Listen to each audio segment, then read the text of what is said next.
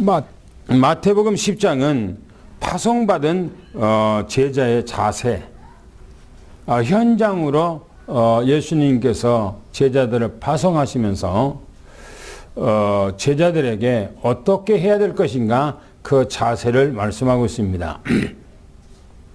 우리가 본론으로 들어가기 전에 마태복음 1장부터 9장까지 무슨 내용이었습니까? 마태복음 1장은 예수 그리스도의 비밀에 대해서 얘기했습니다. 탄생의 비밀. 그분이 누구였는가? 그런데 그분이 2장에는 이 땅에 탄생하셨다고 그렇게 기록하고 있었지요. 그리고 예수님이 이 땅에 와서 사역 공생의 생활 하시기 전에 세례 요한은 6개월 전에 먼저 사역을 하고 먼저 태어나서 먼저 사역을 하면서 예수가 바로 오시기로 약속했던 메시아요. 그분은 나보다 먼저 존재한 분이라고 그렇게 예수님에 대해서 메시지를 증거하면서 천국 복음을 증거했던 것입니다. 4장에 보면 예수님의 공생의 준비를 하는 내용입니다. 그 내용을 보면은 이제 예수님께서 세례를 받으시고 예수님께서 또 이제 마귀에게 시험을 받는 그런 내용이 나옵니다. 그리고 예수님께서는 베드로와 안드레와 또 야고보와 요한을 택하고 그래서 그들을 택했다고 하는 것을 말씀한 것이 4장입니다. 5장부터 7장까지는 예수님께서 산상수훈, 산에서 복음을 증거했다고 해서 산상수훈을 증거 메시지를 하셨지요. 그 다음에 산상수훈을 하신 후에는 바로 7장, 8장에서는 예수님께서 제자들을 데리고 현장에 다니면서 천국 복음을 증거하면서 예수님께서 치유 사역을 하셨다라고 그렇게 말씀하고 있죠. 그리고 치유 사역이 이제 끝나고 말씀 사역을 이제 하는 중에 바로 이 10장에 와서는 제자들을 둘씩 현장으로 보내서 바로 이제 현장 체험을 하고 현장에 가서 복음을 증거할 수 있는 그런 훈련을 시킨 내용을 성경에서 말씀하고 있습니다. 그래서 오늘 본론으로 이제 가면은 파송받는 자의 자세, 파송받는 12제자의 자세에 대해서 얘기합니다. 오늘 메시지는 현장으로 보낸 제자에게 당부하는 내용입니다. 현장으로 보낸 이 제자에게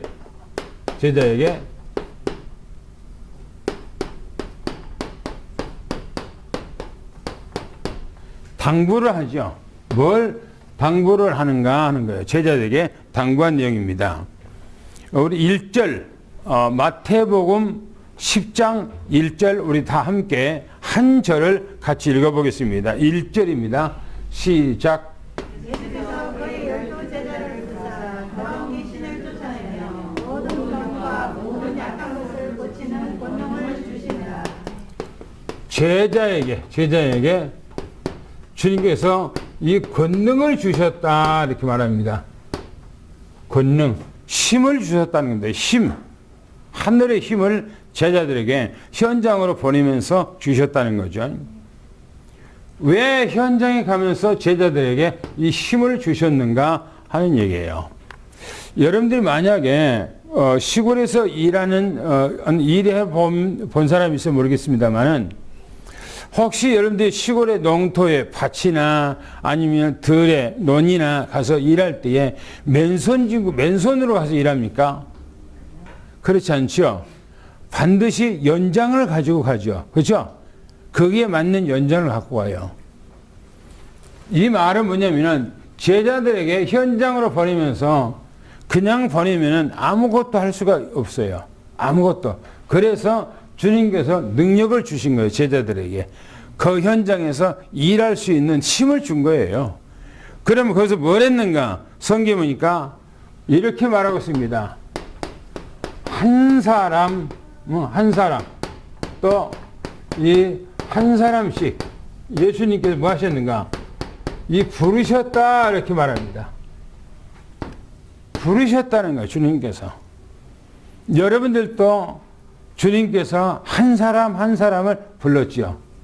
그렇죠? 주님께서 제자들 한 사람 한 사람을 불렀어요. 베드로를 부르고 안드레를 부르고 또 야고보를 부르고 또 주님께서는 요한도 부르고 주님께서는 마태도 부르고 12제자 오늘 나옵니다마는 그 제자를 전부 다 불렀다 이렇게 말합니다. 오늘 우리도 하나님께서 한 사람 한 사람을 불렀어요. 할렐루야. 그러면서 부르면서 이 제자들에게 힘을 줬는데 성경에 뭐라고 얘기하는가? 더러운 귀신 그랬어요. 여러분 귀신은 더러운 존재예요. 더러운 존재. 그래서 성경에 귀신을 더럽다 이렇게 얘기합니다. 더럽다. 귀신은 청결하지 않아요. 연대 귀신 들린 사람들 삶 속에 여러분들이 보면 무당집이라는 게 청결하게 깨끗하지 않아요. 물론 다 그것도 틀려요. 그것도. 그런데 성경에서 얘기하기를 모든 성경에서는 더러운 귀신 그렇게 얘기하고 있어요. 귀신은 더럽다는 겁니다. 이걸 어떻게 했는가? 쫓아내는 성경에 보니까 쫓아내는 이 권능을 주셨다 그렇게 말합니다. 여러분들을 부르신 것은 여러분들에게 이 더러운 귀신을 쫓아내는 힘을 주셨다는 사실을 미리 축원합니다. 할렐루야. 우리는 귀신하고 가까이 있으면 안 되고 귀신을 쫓아내버려야 돼요. 귀신은 쫓아내야 할 존재예요. 함께 할 존재가 아니고. 성경이 또 이렇게 얘기합니다. 뭐라고 얘기하냐면 모든 병과 그랬어요. 병과 또 약한 것을 치유하는 능력을 줬다 그랬습니다. 모든 병이에요. 그리고 약한 것 그랬어요. 모든 병이에요. 약한 것이라는 것은 사람이 절망하고 힘이 없고 낙심하고 하는 것들을 말하죠. 이것들까지도 치유했다는 겁니다. 여러분들이 삶 속에서 예수님의 그 능력으로 이 권능은 예수님의 권능이에요. 예수님의 권능으로 여러분들이 가지고 있는 병 예수는 쫓아내기를 축원합니다. 여러분들이 가지고 있는 약한 것 나의 환경을 보고 나의 상황을 보고 아이고 나는 안 돼. 내가 왜 이렇지? 내 삶은 왜 이렇게 비참하지? 라고 생각하고 있는 그것까지 있으면 다 치유가 돼야 돼요. 할렐루야. 주님은 전지전능하십니다. 할렐루야. 그래서 못할 것이 없어요. 우리는 빈손 들고 맨 땅에서도 우리는 일어설 수 있는 능력이 있어야 되는 거예요. 할렐루야. 그게 우리는 믿음이에요. 믿음의 사람은요, 맨 땅에서도요, 여러분들이 일어설 수 있는 힘이 있어요. 그렇죠? 저는 그런 힘이 있더라고요. 그러니까 저는 결혼할 때요, 우리 집에서 우리 어머님이 50만 원 줬어. 50만 원. 50만 원 주니까 아무것도 없어. 아무것도 할 수 있는 것이 없어요. 방 하나 온전한 것을 얻을 수가 없어요. 경기도에 방을 하나 얻었는데, 어느날 조그만 뒷방이 조그만한 방 한 칸짜리. 그게 뭐니까 장롱을, 사모가 결혼하면서 장롱하거든요. 장롱이 못 들어와. 장롱이 안 들어와, 그게. 그리고 부엌이라는 거 쪼만하고 달아냉 같은 그런 것이었어요. 그런데 내가 그렇게 생활했다고 해서 내가 거기서 그렇게 우리 부모의 도움을 받았다고 해서 아이고 나는 우리 부모님이 왜 이럴까? 나한테 왜 이렇게 안 줬을까? 나는 왜 이렇게 어렵까? 그런 생각을 나는 한 번도 해보질 안 하고 그 추워도 그런 생각 해본 적이 없어요. 하나님께서 나와 함께 하기 때문에 주님이 나와 함께 하기 때문에 나는 분명히 일어설 수가 있다 라고 하는 그 마음을 갖는 것이지 그게 믿음이고 그게 복음이에요. 할렐루야. 오늘 여러분들 그런 믿음을 가기를 축원합니다. 그래서 여러분들이 귀신은 자꾸 뭘 갖다 주냐? 병을 갖다 줘. 그러고 자꾸 마음에 낙심하게 만들어, 절망하게 만들어. 그런데 오늘 이 귀신을 쫓아내서 여러분들이 하나님 앞에 큰 권능고 하나님 앞에 그래서 부름을 받았다는 사실을 축원합니다. 할렐루야. 당구장필 읽겠습니다. 시작. 예수님이 제자를 가지고 세우는 현장으로 내주시던 권능을 주셨다 하셨습니다. 더러운 귀신을 쫓아내는 권능과 모든 병과 모든 영광을 치유하는 권능을 주셨다 하셨습니다. 전쟁터로 보내며 심어 제자들에게 무기를 준 것입니다. 거기 보세요. 그러면 또 이제 두 번째 보겠습니다. 마태복음 10장 2절 4절 한번 읽어보겠습니다. 12제자 이름이 거기 잘 기록되어 있어요. 시작. 12사람의 이름하니 베드로라 하는 시몬을 비롯하여 그의 형제 안드레와 세베대의 아들 야고보와 그의 형제 요한 빌립과 바르로메 도마와 세마네 알페오의 아들 야고보와 다데오 가나의 시몬 및 바르나가 곧 예수를 판다라. 성경 보니까 12제자면 베드로 또 안드레 야고보 또 요한 또 누굽니까? 빌립 또 바돌로메 또 마태 또 마태 야고보 또 아홉 번째 또 다데오 또 열 번째 시몬 그 다음에 또 11번째 가론 유다 그 또 하나 빠졌는데 도마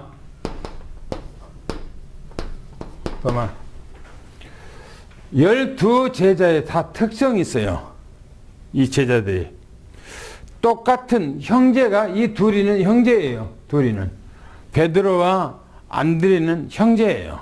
베드로가 형이고 안드레가 동생이고 또 야고보가 형이고 또 요한이 동생이고 그래요. 이 베드로와 또 이제 이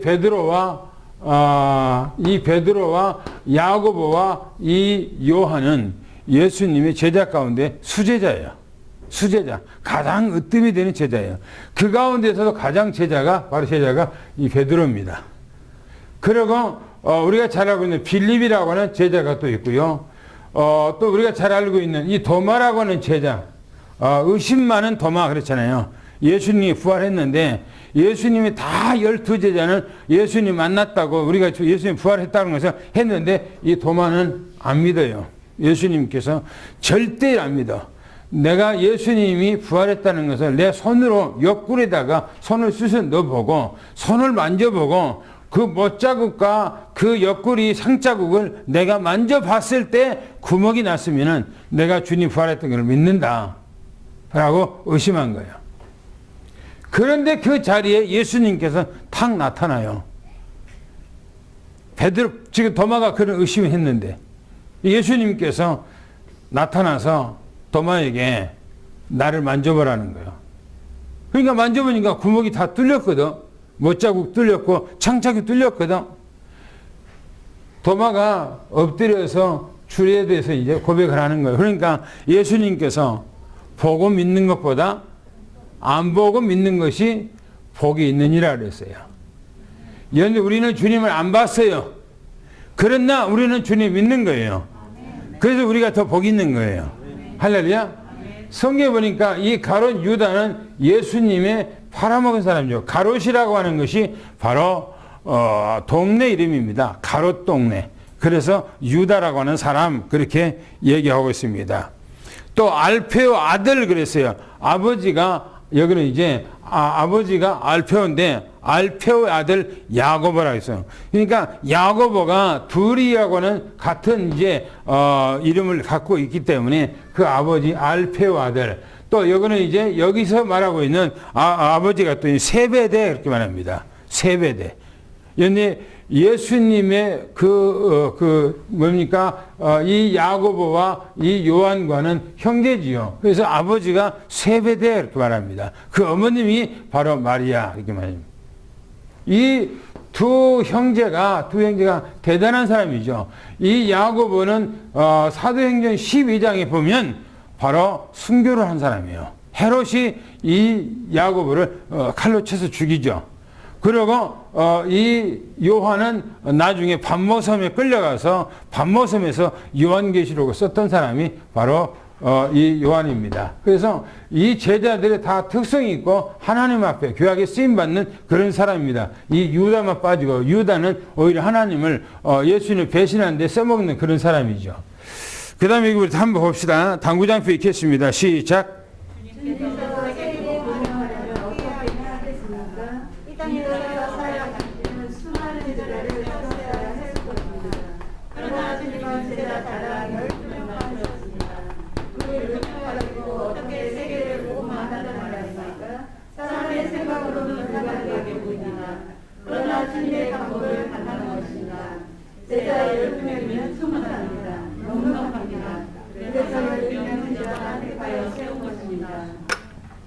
그렇죠? 예수님께서 목회하실 때에 예수님을 따랐던 사람들은 수만 명이에요. 수만 명. 그러나 예수님의 관심은 이 12에게만 있는 거예요. 12에게만. 왜 그러냐? 이 사람들 보면, 성경에 보면 예수님이 십자가에 못 박고 돌아가실 때 다 도망가 버리잖아요. 그런데 예수님께서는 12이면 세계복음을 할 수 있다고 하는 사실을 확실하게 믿은 거예요. 12 제자를 가는 데마다 데리고 다니면서 훈련시켰던 것이죠. 예수님께서는 이 12제자의 중요하게 여기셨다 이렇게 말하고 있습니다. 그 다음 또 보겠습니다. 본문 말씀 들어갔어요. 마태복음 10장 5절부터 8절까지 보겠습니다. 5절부터 8절까지 시작.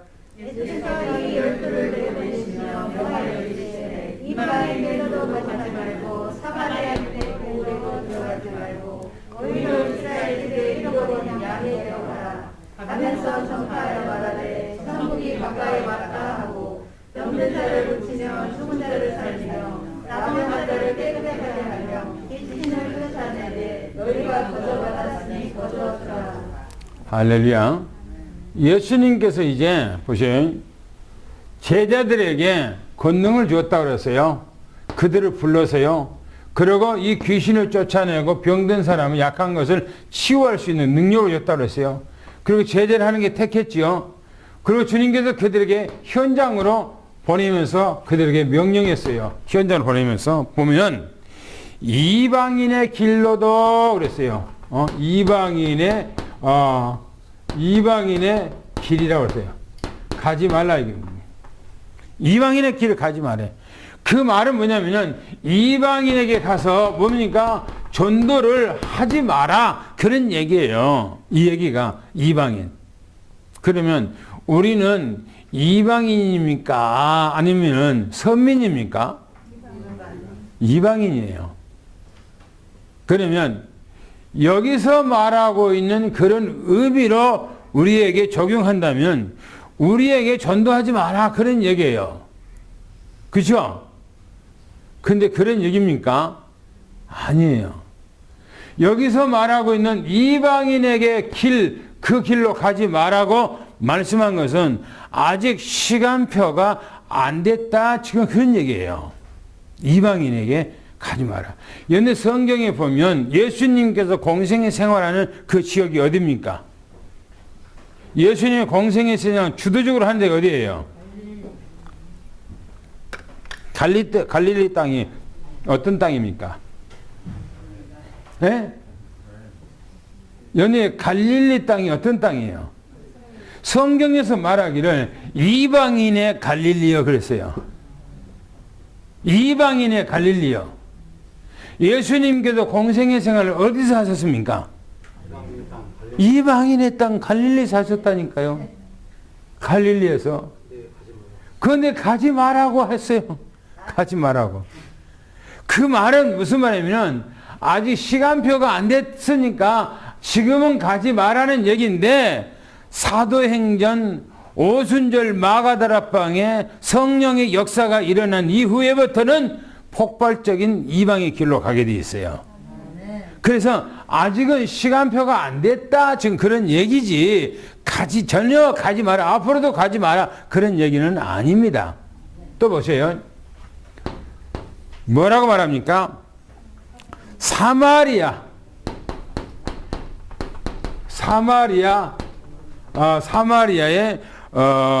거울도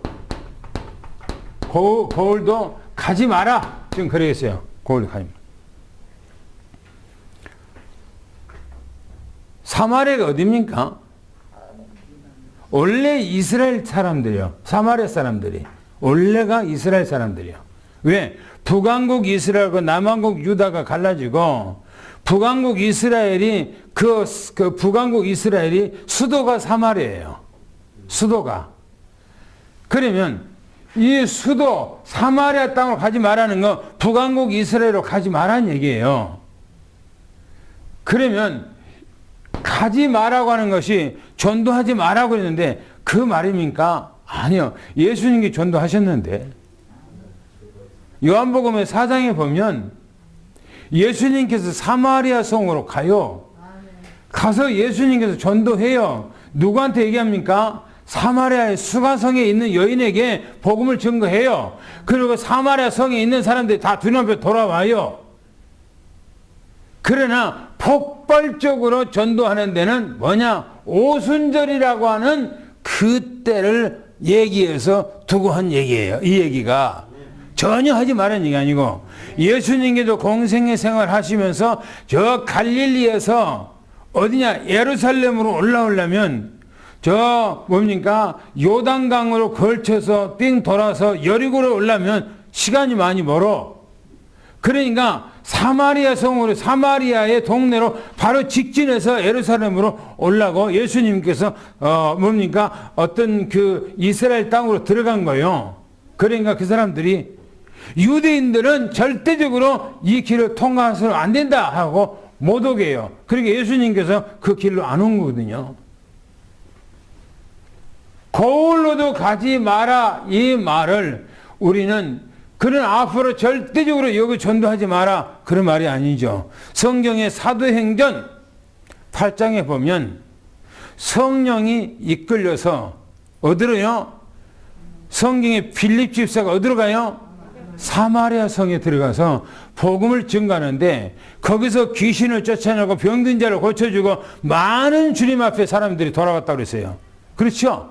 그러니까 전도하지 마라 그런 얘기 아니에요. 아직은 때가 안 됐으니까 다음에 오순절 마가다락방 이후에 전도하라. 지금 그런 얘기인 겁니다. 할렐루야. 그 다음에 보세요. 오히려 이제 여기서 말하기는 오히려 이스라엘 그랬어요. 이스라엘. 누구요? 이스라엘?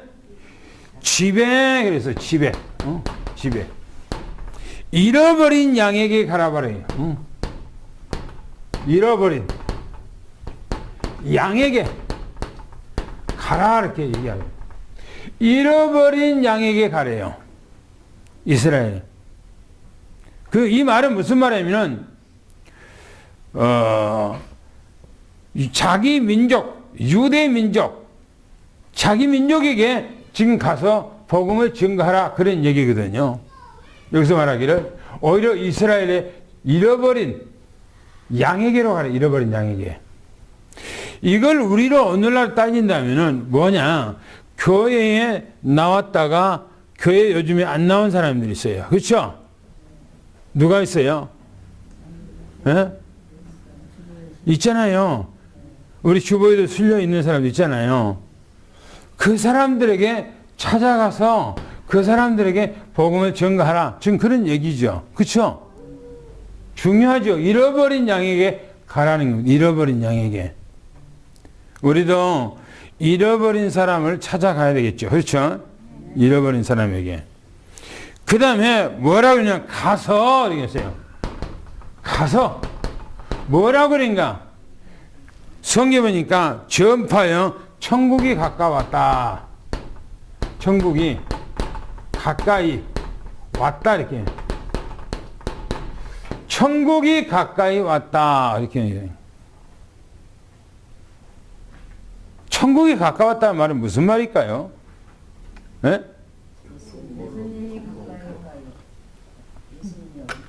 예수님이 가까이 있어요.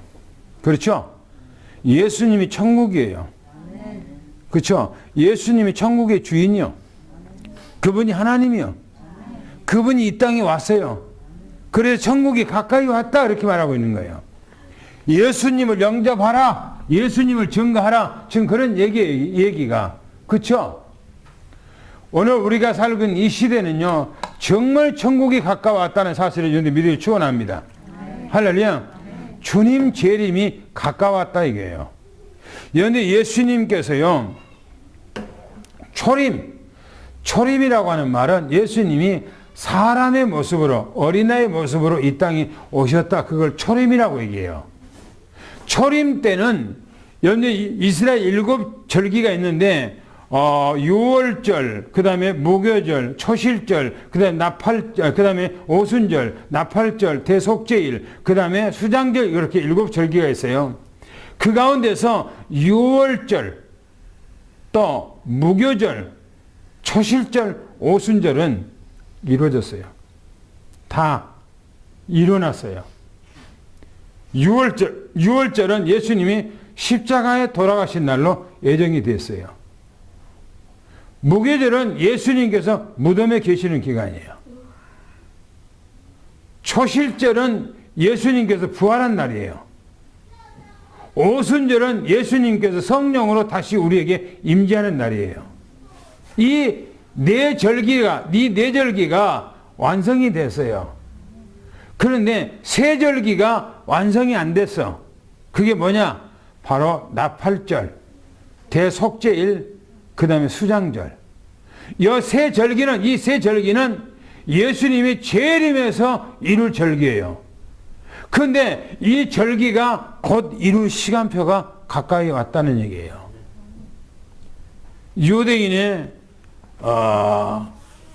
유대인입니다.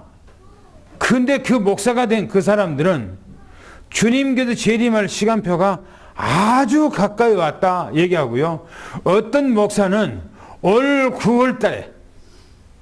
9월달에 뭔 줄 압니까? 나팔절 절기가 언제 있는가? 9월 말에 있어요. 9월 말에. 이 나팔절 절기는 이스라엘의 절기로 말하면 뭐냐? 새해요, 새해. 새해로 들어가는 절기가 나팔절 절기입니다. 이스라엘의 그 카렌다로 말하면, 다시 말하면 이스라엘 백성들의 설이에요, 설. 이 나팔절 절기가 우리로 말하면 이번 주가 설이잖아요, 설. 그죠? 신정 말고 우리 구정으로 해서는 설이잖아요. 그것처럼 이스라엘의 나팔절 절기가 설이라니까. 설. 새해로 들어가는 거, 새해로. 그래서 이 새해가 뭐냐? 예수님께서 이 땅에 오실 절기가 바로 뭐냐? 나팔절 절기다. 바로 그때가 이루어질 때가 바로 이때가 아닌가? 그렇게 얘기해요. 그러면 만약에 예수님이 와버린다면 우리는 이 세상에서 이제 끝나는 거예요. 그죠? 이 세상이 끝나는 거라니까요. 그래서 우리는 정말 이때, 우리가 살고 있는 이때 천국이 지금 눈앞에 와 있다는 사실을 여러분 기억해야 돼요. 할렐루야. 어제 내 동생들이 와서 내가 제수시에 있는 곳에서 주님 오실 때가 가까이 왔다. 내가 뭐니까 코로나 백신 맞냐 안 맞는데 안 맞았어요. 그런데 자기 그 조카 아들도 안 맞았다는 거예요. 왜 안 맞냐면 아들 친구가 또 아산병원인가 의상학기라는 거예요. 아산병원 의상학기래. 그런데 걔가 안 맞았다는 거예요, 친구가. 근데 의사하다 보니까는 막 병원에서 막 하니까 억지로 해서 화이자를 맞았다는 거예요. 그래서 그 얘기를 듣고 그 아들도 조카도 안 맞은다는 거예요. 그러면 내가 이제 이 얘기했어요. 주님 올 때가 정말 가까이 왔다. 우리가 살고 있는 내 눈에 흙이 들어가기 전에 주님께서 오셔서 우리 주님 맞이할 수가 있다. 그러니까 저도 그걸 거의 믿는다고 얘기하더라고요. 믿는다고.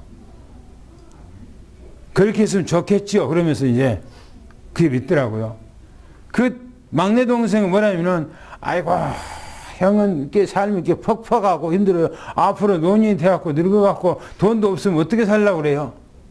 지네들은 이제 일산에서 좋은 집에서 살고 돈 있고 그러니까 자기들은 미래 딱딱 준비해놨거든. 근데 나를 보니까 아무것도 없거든. 그게 답답하지요. 그러니까 형은 앞으로 노년에 어떻게 살려고 했던 사람들인데 내가 주님께서 곧 오실 것이다. 그렇게 하니까 그렇게 했으면 좋겠지요. 하면서 얘기가 자기도 그걸 믿는다는 거예요. 주님 오실 때가 지금 다 됐다는 것을. 우리는 이 시대에 주님께서 오실 때가 다 됐기 때문에 잃어버린 양에게 가서 천국이 가까이 왔다고 우리는 말을 해야 돼요. 할렐루야. 정말입니다. 해줘야 된다니까요. 얼마 안 남았어. 그러면서 뭐랍니까? 이렇게 얘기합니다. 병든 자. 그 다음에 죽은 자. 죽은 자. 또 이제 나병자. 이런 사람들을 깨끗이 하니 이제 너희들은 뭡니까? 거저. 왜요? 받았으니. 받았으니까 뭐라 그럽니까? 너희들도 거저 줘라. 거저 줘라 이렇게 얘기합니다. 오늘 우리는 복음을 전가하는데 무슨 대가를 받고 해서는 안 되겠지요. 그죠? 거저 하나님께서 주신 거예요. 예수님께서 제자들에게 권능 주신 것은 돈 주고 파는 것이 아닙니다. 그냥 거저 줬어요. 전도하라고 하나님의 나라에 전가라고. 여러분들도 이 권능을 주신 것을 위해 축원합니다. 할렐루야. 믿어버리세요. 믿어버려. 그러면 그대로 돼요. 신앙생활은요 단순해야 돼요. 단순해야 돼. 세빈이가 얼마나 단순한지 몰라요.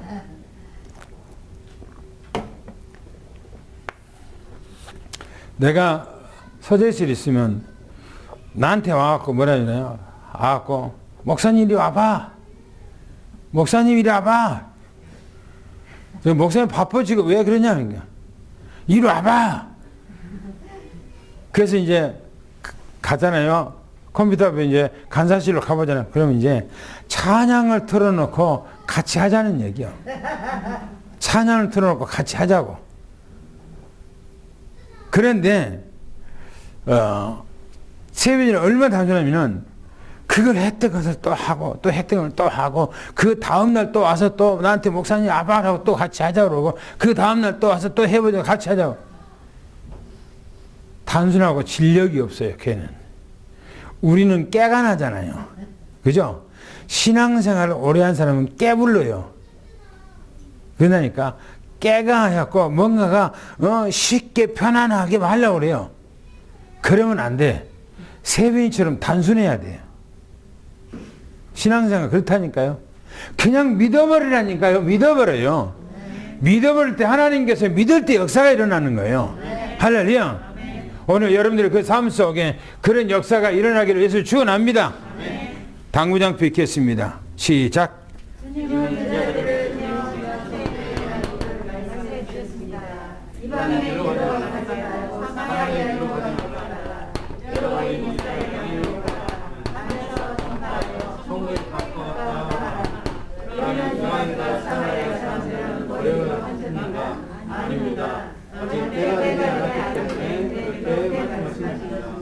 그리고 제자들에게 병든 자 고치고 죽은 자를 살리며 나병을 깨끗이 하며 귀신을 쫓아내며 너희가 거저받았으니 거저라. 보세요. 우리에게 주님께서 병든 자도 치료하고 죽은 자도 살리고 또 나병은 자도 깨끗하게 하라고 하는 권능을 줬다 하잖아요.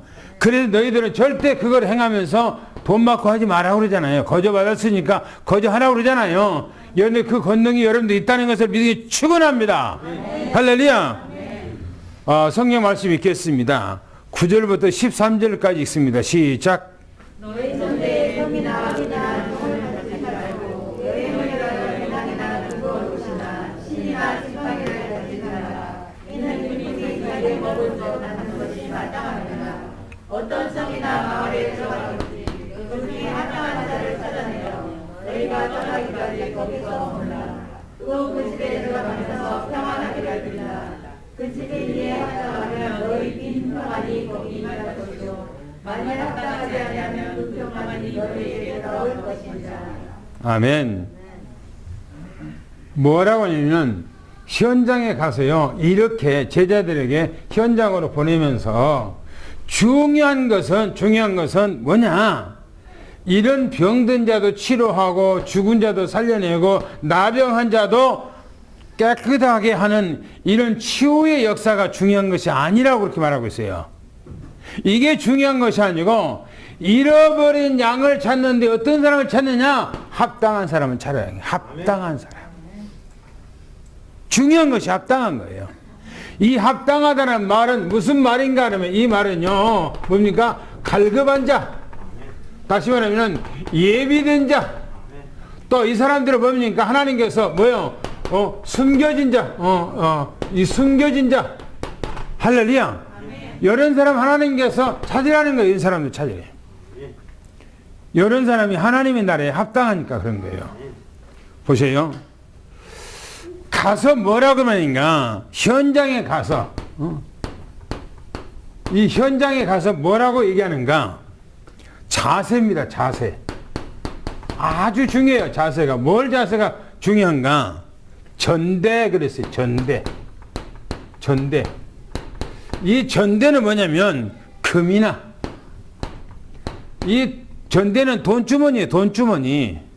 전대. 옛날에 우리가 할머니들 보면은 꼴마리 뭘 찾지요? 허리춤에 뭘 찾지요? 예?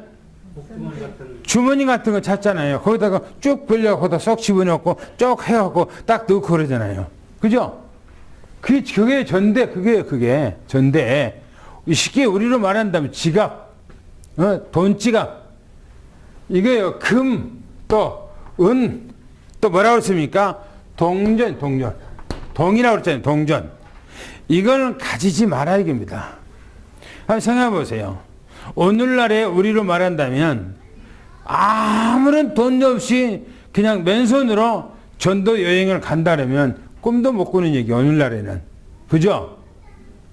돈도 이제 예산을 세워서 몇 박 며칠을 가는데 끼니 때마다 뭘 먹고 어디 가서 잠잘 것이고 뭐 할 것이고 이런 생각을 해 안 해요? 그죠? 하겠지요. 그래서 우리가 돈도 갖고 은도 갖고 다 하잖아요.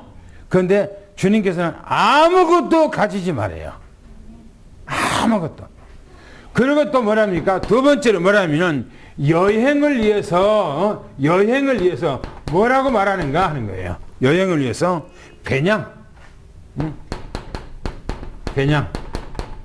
또 뭘요? 두 벌 뭐요? 옷이 옷. 또 뭡니까? 신발. 또 지팡이. 이걸 가지지 말아요. 생각해보세요. 전도하러 가는 사람이 배낭에다가 이런 것 저런 거 여기다가 두 옷을 옷 두 벌을 거기서 이제 하루 한 번씩 이제 갈아입을 옷 거기다가 챙기고 거기다가 또 이제 신발이 조금 이제 물에 젖는다든지 그러면 지극지아니고 또 뭐 그렇게 하니까 신발 여벌로 하나 집어넣고 또 거기다가 지팡이도 가지고 이걸 가지고 생각해 보세요. 그러면 전도자가 현장에 가서 전도할 신경을 안 쓰고 뭡니까? 뭘 써요? 배낭에가 옷 두 벌 있는데 어떻게 챙기지? 또 거기가 신발 있는데 신발 어떻게 챙기지? 이런 것에 대해서 신경을 너무나 많이 써요. 전도하기보다 여기다가 신경을 써. 그러면 전도가 되게 안 돼요? 안 돼요.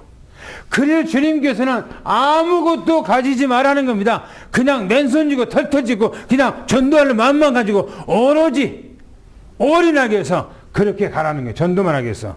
할렐루야. 자세요. 자세. 이제 두 번째 보세요. 일꾼이 그랬어요. 일꾼이 먹을 것. 그러니까 마땅하다는 겁니다. 마땅하다. 마땅하다는 것은 뭡니까? 마땅하다는 말은 일꾼이 전도하러 가면은 전도하는 그 집에서 갈급한 자, 합당한 자 이런 사람이 분명히 있는데 그 사람이 먹을 것도 주고 다 준다는 거예요. 밥도 주고 다 준다는 거예요. 그러면 거기서 그 사람이 주는 것을 먹는 것은 당연하다 이거예요. 우리가 어렸을 때 시골에서 살 때 지금은 이제 서로 쟁기질 안 해요. 서로. 지금 뭐래요? 전부 다 옛날에 조금 서로 하다가 나 이렇게 뭡니까? 조금 개발돼 갖고 이제 뭡니까? 탱탱탱탱탱 하고 있죠. 뭐십니까? 경운기 갖고 했어요. 지금은 이제 트랙터 갖고 해요. 트랙터 갖고. 딱 자동차 갖고 올라가고 딱 달리고 쫙 가거든요. 근데 옛날에는 소 갖고 해서 전부 다 소 갖고 해서 우리나라. 그러면 소 갖고 하면은 소가 지나가다가 남의 밭에 보리 같은 게 있고 뭐 있으면 이렇게 옆에 갖고 뜯어먹고 지나가요. 그죠? 그러면 옆에 있는 밭에 있는 사람들은 피해 주지 않을까봐 뭐래요? 소 입에다가 뭘 끼워요? 망을 딱 끼워요. 그죠? 여기다가 망을 딱 끼워버려. 그래서 못 뜯어먹게 하기 위해서. 근데 성경에는 뭐라고 하냐면 이 부려먹는 소에다가 입에다가 망을 씌우지 말라고 그랬어요. 먹는 건 당연하다는 거예요. 뭐냐? 일꾼이 현장에 가서 그 사람에게 전도했는데 그 사람의 먹을 건 내오는 거 먹는 건 당연하다는 거예요. 마땅하다예요. 먹는 것이. 하나님께서 다 준비해놨으니까 그런 것을 생각지 마라. 뭔가 가서 혹시 전도하는데 밥 먹으러 돈 준비했어요? 생각지도 말라는 거예요. 오늘 우리 그런 중심 가지를 축원합니다. 그러면서 뭐라고 하냐면은 성에 또 이제 뭡니까? 성에 마을에 들어가면서 뭐랍니까? 들어가서 누구를 찾으라고요? 중요한 것은 합당한 자. 그렇죠? 합당한 자. 이 사람을 찾으라는 겁니다. 이 사람을. 거기 뭡니까? 떠나기까지 거기서 머물러 집에 갈 때가 평안을 복을 빌라 그 집이 합당하면 그 집에 임할 것이고 합당치 않으면 그 평안이 네가 본 평안이 다시 돌아올 것이다 그랬는데 가장 중요한 것은 합당한 자예요. 그래서 우리는 전도하러 갔을 때 갈급한 자는요 마른 수건에다가 물속에다 집어넣으면 팍 담그면 물이 그냥 쫙 빨아버린 것처럼 그냥 복음을 증가하면 쪽쪽 빨아먹는다니까. 배고픈 어린아이에게다가 우유통을 딱 물어놔봐요. 쭉쭉 빨아놓고 빼버리면 울어요. 그죠? 울죠? 얘가. 그런 것처럼 갈급한 자, 이 합당한 사람은요, 복음에 갈급해 있는 사람이요. 복음을 주면 자기에게 합당하라고 생각하는 거요. 자기에게 오늘 이롭다고 생각하는 거요. 이 복음 없으면 안 된다고 생각하는 거요. 이런 사람을 찾으라는 거예요. 이런 사람. 그죠? 근데 어린아이에게 배가 부르는데 우유 타서 입에다가 넣어봐요. 어디 가죠? 네? 혀로 밀어내버려요. 그죠? 아무리 입에다가 넣어줘도 이 혀로 밀어내버리지 그걸 안 먹어요. 배부른 사람, 세상 것에 배부른 사람은 복음을 안 받아. 아무래도 안 받아. 그냥 입에서 다 토해내버리고 그러는 거예요. 하품만 했었고. 그런데 갈급한 사람 안 그래요. 그냥 메시지만 주기만 하면 그 메시지가 눈이 동그래갖고 어떻게 해서 우리 가정을 알고 이렇게까지 누구한테 우리 가정 소식 들고 내고 와서 얘기하냐고. 그래요 그 사람들이. 유목사님 그러잖아요. 옛날에 부산에서 메시지 할 때 어떤 사람이 방에서 메시지를 한참 정하고 영접하라고 하니까 밖에서 앉아다가 밖에서 이제 그 지역에서 아주 불교 대왕초래 왕초. 그 사람이 놀러 왔다가 뭔 소리가 나니까 그거 뭡니까? 그 도방에서 이렇게 앉아 있었어. 방에서는 이제 사람들 유목사님 메시지를 전가하고 있고 밖에서 앉아 있어. 근데 안에서 유목사님 방에 있는 사람한테 영접하라고 하니까 밖에 있는 사람이 문은 청룡. 내가 영접하면 안 됩니까? 그런데 문을 활짝 열더라는 거예요. 그런데 그 사람 영접했는데 영접한 그날부터 이제 자기 사이도 데리고 누구도 데리고 막 오는 거야. 왜? 밖에서 들어보니까 다 자기 얘기하는 거야. 누구한테 자기한테 소리도 안 했는데 자기 얘기를 하는 거야. 그래서 예수 영접 안 하면, 예수를 모르면 가정에 어떤 저주가 임할 것인가 얘기를 하고, 예수 영접하면은 모든 문제가 예수 안에서 끝난다는 게 아니까 이 사람 눈이 동그래갖고 문을 열면서 내가 영접하겠다고 하는 거예요. 그 사람이 어떤 사람이야? 합당한 사람이요. 그 사람이 어떤가? 갈급한 사람이요. 그 사람이 하나님 앞에 예배된 사람이요. 그 사람은 하나님께 숨어 있는 사람이에요. 할렐루야. 이런 사람을 찾으라는 거예요. 이런 사람이 하나님 앞에 합당한 거예요. 오늘 여러분 그 축복이 여러분들에게 임하기를 축원합니다. 할렐루야. 당구장 뵙겠습니다. 시작.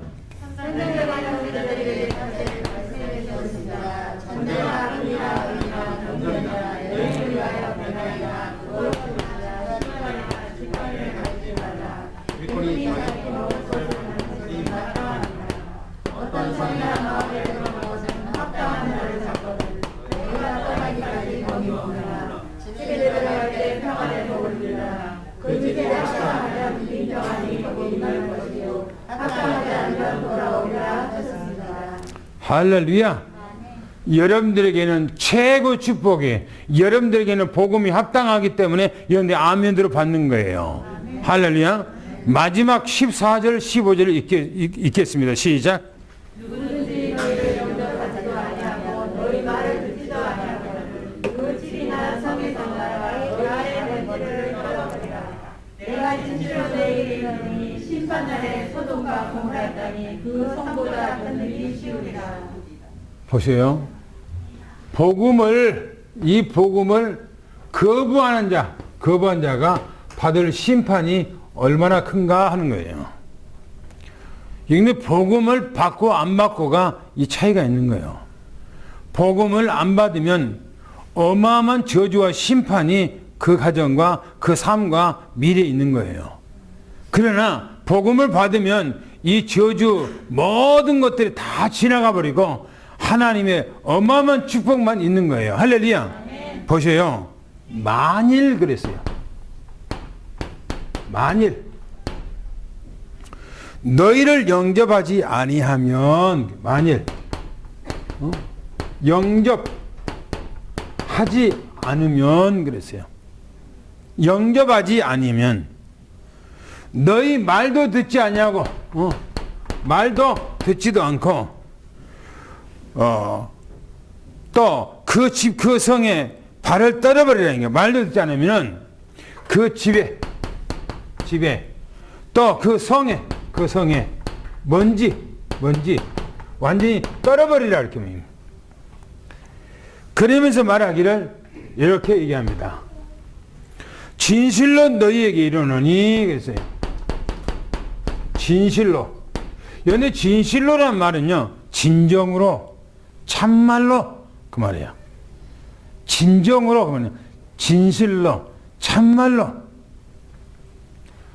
뭐라고 말하는가? 심판날이요. 심판날. 여기 심판날 있습니까? 없습니까? 있어요? 없어요? 노아 시대 때 심판날 있었죠? 성경에 창세기 19장에 보면 소돔과 고모라에 심판날이 있었지요? 여러분들이 성경에 어마어마한 거예요. 성경이 뭐라고 그러냐? 심판날. 하나님께서, 이 날은 하나님께서 뭐냐? 하나님께서 정하신 날이에요. 정해놨어. 심판날을 하나님께서 딱 정해놨어요.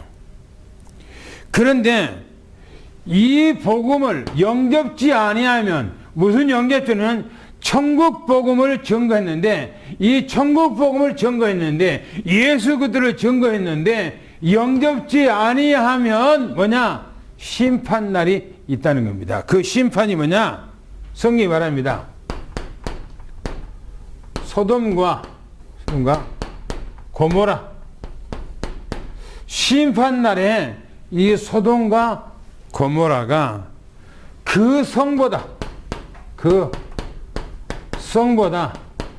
견디기 견디기 쉽다는 거예요.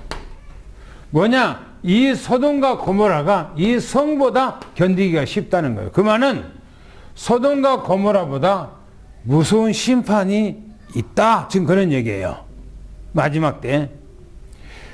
저는 이 사해바다를 2번이나 가봤어요. 이 소돔과 고모라가 연대 성경의 이스라엘의 지도가 보면은 이스라엘 지도 안에 뭐가 있냐면 사해바다가 큰 사해바다가 있어요. 그 사해바다는 뭐냐?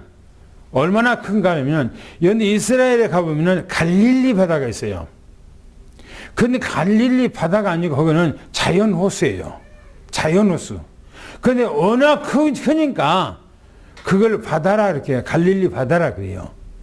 그런데 이 갈릴리 바다보다 이 소돔과 고모라는 이 사해 바다는 여기 사해 바다로 표현했어요. 이게 사해 이 바다로 변했어요. 여기가 이 소돔과 고모라가요.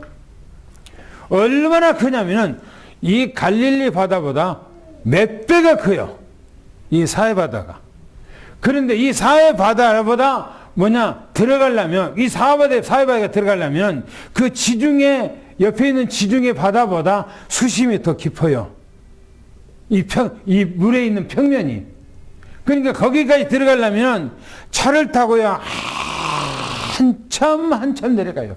차 타고 얼마나 몇 시간 내려가요. 거기까지. 내려가는데 그 하나님께서 이 소돔과 고모라를 멸망했을 때 하늘에서 뭐라고 하냐면 유황불이에요. 유황을요. 요만한 것도 있으면은 그것다가 불을 다 켜놓으면요. 유황이 탈 때까지 그 불이 꺼지질 않아. 다 탈 때까지. 미국에 있는 고고학자가 소돔과 고모라를 연구를 하면서 소돔과 고모라를 가서 이 지역에 유황불로 전부 다 불태웠으니까 돌 같은 데 보면은 뭔가가 하얀 것들이 그 안에가 박혀 있어. 그게 전부 다 유황이에요. 유황. 그 유황을요 캐서 거기다가 불을 켜서 달아보니까 전부 다 유황이 지금으로부터 언제냐면은 지금부터 구약의 신약이 2000년이고 아브라함 때까지가 약 2000년이니까 4000년 전이에요. 여기가 지금 사해바다 여기 심판할 때가 4000년 전이라니까. 실제적이 있었던 거예요. 그런데 그 유황에 불 켜보니까 유황이가 불을 던겨. 근데 그 유황을 성분을 해보니까 99.9% 유황이요. 근데 여러분들이 보면은 화산이 계속 폭발한 데 가보면 오랜 데 가보면 그 유황이 하늘에 그 땅에서 올라왔고요. 노란 황금처럼 되어 있는 그 유황이 있어요. 그 유황이 굳어져 갖고 있어요. 그 유황을 따서 팔아요. 사람들이. 근데 그 유황은 몇 프로냐? 60% 70%밖에 안 돼.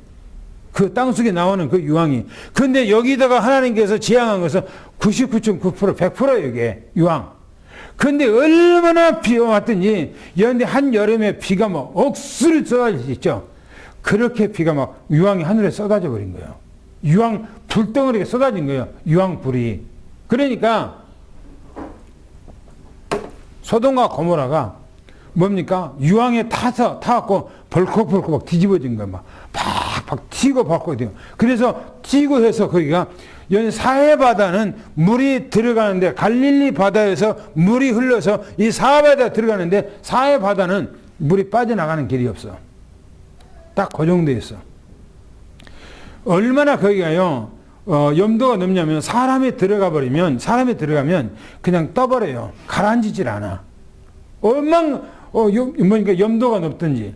제가 한번 가서 보면 이 정도밖에 안 돼. 이 정도. 계속 깊어지거든. 깊어지는데 제가 가에 한번 이 정도에 한번 누워봤어요. 혹시 이 정도 뜨는가? 이 정도 누워있는데 떠요. 이 정도 있는데 뜬다니까. 그럼 사람이 뭡니까 해보면 다 할 거 아니겠어요? 근데 아니 떠요. 사람이. 소돔과 고모라 하나님께서 얼마나 타락했던지 성경이 뭐라는 줄 압니까? 아브라함이 하나님 앞에 이렇게 한 거예요. 왜냐면 이 소돔의 이 소돔과 고모라에 누가 냐면은 롯이라고 하는 아브라함의 조카가 살고 있는 거예요. 이 소돔과 고모라에. 그런데 소돔과 고모라가 너무너무나 타락했는데 성경에 동성연애 잘 알죠? 요즘에 동성연애가 우리 전 세계적으로 난리잖아요. 동성연애 갖고 완전히 사람들이 막 짐승화 돼버리는 거예요. 하나님께 도저히 저것들을 그래도 놔두면 안 되겠다. 불로 심판하는데, 심판하기 전에 바로 롯이 오는 이제 아내와 두 딸이에요. 두 딸. 어디냐? 여기서 살고 있는 거예요. 그런데 이 두 딸 결혼하기 위해서 남자친구가 있었어. 결혼하기 위해서. 아브라함의 조카 롯에게 가서, 야, 이 소돔과 고모라를 하나님께서 심판한단다. 너 거기서 나와. 그러니 어떻게 했을 것 같아요? 조카 롯은요, 자기 삼촌이 얘기하니까 들은 거예요. 들어. 그런데 이 두 딸은 남자친구예요. 남자친구요. 결혼하기로 약속했던 거예요. 이 두 친구는. 자기 이제 아버지가 될 이 롯이 가서, 얘들아, 하나님께서 이 소돔과 고모라를 심판한다 본다. 그러니까 뭐라고 성경에 기록했는 줄 아냐? 농담으로 여겼다고 그랬어요. 아이고, 무슨 말씀을 하세요? 여기 지금 사람들이 지금 얼마나 있고 얼마나 살기가 좋은데요. 소돔과 고모라를 성경이 뭐라니까 에덴 동산처럼 아름다운 땅이라고 그랬어요. 그러니까 사람들이 먹고 살고 하는 데가 풍성하니까 사람들이 다 타락해버린 거예요. 사람이요, 먹고 살기 좋은 때가 되면요, 사람이 경건하고 하나님 앞에 무릎 꿇은 것이 아니고 안 해요. 더 안 해요. 강팍해져요. 오늘날의 이 세계가 얼마나 지금 풍성합니까? 그러니까 강팍해져. 기도 안 해. 하나님 앞에 나오지 않아요. 하나님 안 찾아. 농담을 여기다 했어요. 뭐니까 남자친구들한테 얘기하니까. 성경에 뭐라는 줄 압니까? 하나님께서요, 시간이 다 됐어. 심판의 시간이. 그런데도 안 나와. 이 롯과 두 딸과 그 아내가 안 나와. 천사들이 가서요, 롯의 손을 잡고, 롯의 아내 손을 잡고, 두 딸의 손을 잡고, 천사들을 끌어가 버려요. 끌고 가요. 천사들이. 따라가는데, 이 두 딸과 아버지가 따라가는데, 그 롯의 롯의 아내가요, 하나님께서는 따라갈 때 절대 뒤돌아보지 말아요.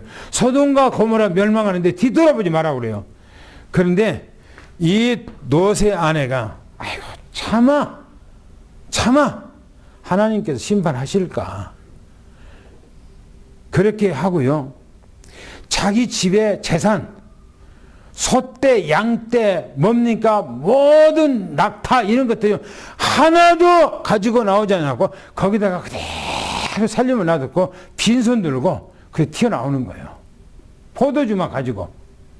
그런데, 이 롯의 아내가 도망가다가 하나님께서 뒤돌아보지 말았는데, 딱 뒤돌아봐 버렸어. 소돔과 고모라를. 성경이 뭐라는 줄 알아요? 소금기둥이 되어버렸어요. 소금기둥이. 지금도 소금기둥이 있어요. 사해바다 가면 소금기둥이. 오늘 우리는 주님께서 말합니다. 복음을 영접하지 아니하고 예수를 영접하지 아니하면은 소돔과 고모라가 보다 견디기가 더 어렵다고 이렇게 얘기합니다. 그때가 바로 언제냐? 바로 지금 우리가 살고 있는 이 시대, 심판날이 지금 가까이 왔어요. 심판날이 우리 앞에 있다니까. 내가 늘 얘기하잖아요. 우리 눈에 흙이 들어가기 전에 주님 오신다고. 믿으세요? 할렐루야. 정말 믿으세요. 제가 여기 강단에서 그냥 하는 얘기가 아니요. 나는 그걸 확실하게 믿어. 왜? 나는 젊었을 때부터, 청년 때부터 내가 이 세상에 눈에 흙이 들어가기 전에 주님 오신다는 걸 나는 믿었어요. 청년 때부터. 주님 안에 큰 축복과 은혜가 넘쳐나기를 예수는 축원합니다. 할렐루야. 그래서 우리는 그 날이 가까워왔으니까 잃어버린 자를 찾되 어뚜로 찾으면 다니까 합당한 자를 찾아서 우리가 그 사람들을 건져내야 할 점 이 시간 축원합니다. 마지막 당구장표 읽고 마치겠습니다. 시작.